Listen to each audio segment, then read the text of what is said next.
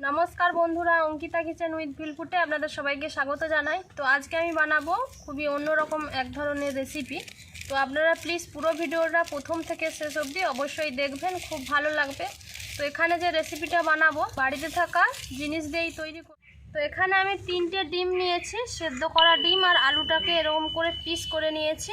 আর এখানে নিয়েছি বাড়িতে থাকা চাল। তো চালটাকে ভালো করে জল দিয়ে আগে ধুয়ে পরিষ্কার করে নিচ্ছি। তো চালটাকে ভালো করে ধুয়ে পরিষ্কার করে নিয়েছি। তো এখানে আমি ডিমটাকে একটু চারধারে কেটে নিচ্ছি।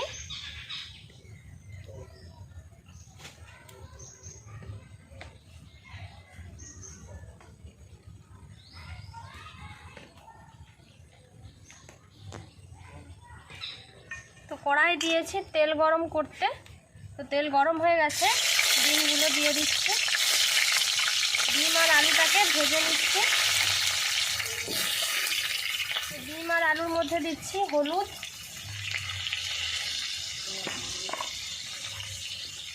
এক চামচ লবণ, দিচ্ছি অল্প একটু লঙ্কার গুঁড়ো। ডিম আর আলুটা ভাজা হয়ে গেছে, তুলে নিচ্ছি।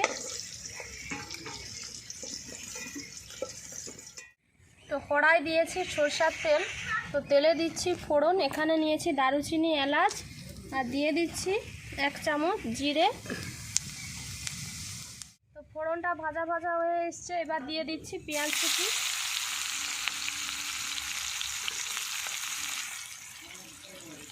দিচ্ছি 3টে কাঁচা লঙ্কা চেরা।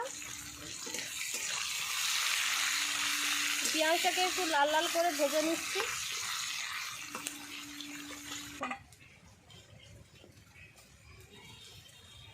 তো এবার দিয়ে দিচ্ছি আদা রসুন বাটা।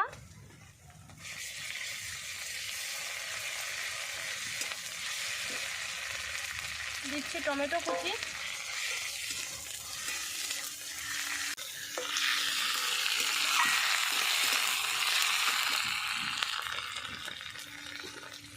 দিয়ে দিচ্ছি 1 চামচ লবণ, 1 চামচ হলুদ, লঙ্কার গুঁড়ো 1 চামচ দিচ্ছি।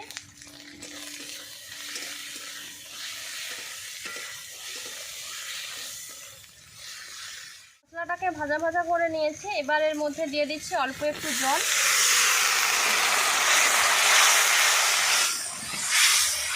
মশলাটাকে কষিয়ে নিচ্ছি 2 মিনিট। মশলাটাকে কষিয়ে নিয়েছি 2 মিনিট। এখানে যে আমি চাল ধুয়ে রেখেছি দিয়ে দিচ্ছি এর মধ্যে চাল।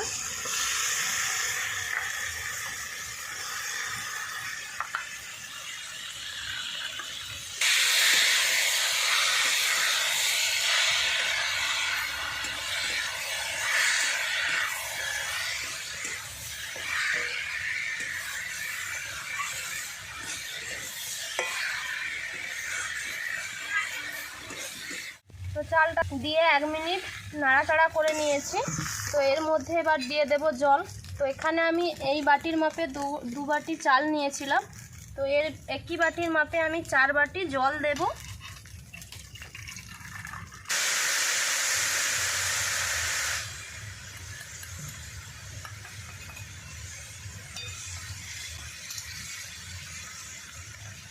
আর এমন পরিমাপে জল দিতে হবে যাতে না ভাতের মধ্যে কোনো জল থাকে। দিয়ে দিচ্ছি লবণ। তো আগে লবণ দিয়েছিলাম, এরকম পরিমাপে লবণ দিচ্ছি। এবার এর মধ্যে আমি থালা ঢাকা দিয়ে দিচ্ছি। এবার আমি খুলে দেখব চালটা কতদূর সিদ্ধ হলো। তো এখনও অল্প একটু জল আছে এর মধ্যে। এবার আমি দিয়ে দিচ্ছি আলু আর ডিম। তো ডিমটা একটু পরে দিচ্ছি, আলুটা আগে দিয়ে দিচ্ছি, সিদ্ধ হবে। দিয়ে দিচ্ছি গরম মশলা,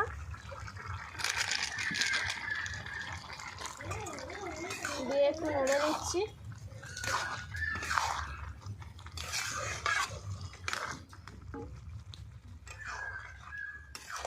আমি আরও 5 মিনিট যে হালকা আঁচে রেখেছিলাম, তো একদম ঝরঝরে হয়ে গেছে।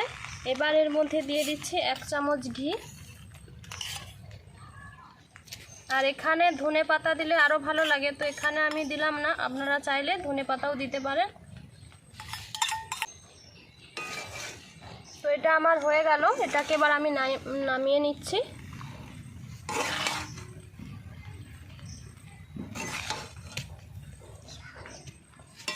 দেখতে দেখুন কতটা সুন্দর লেগেছে।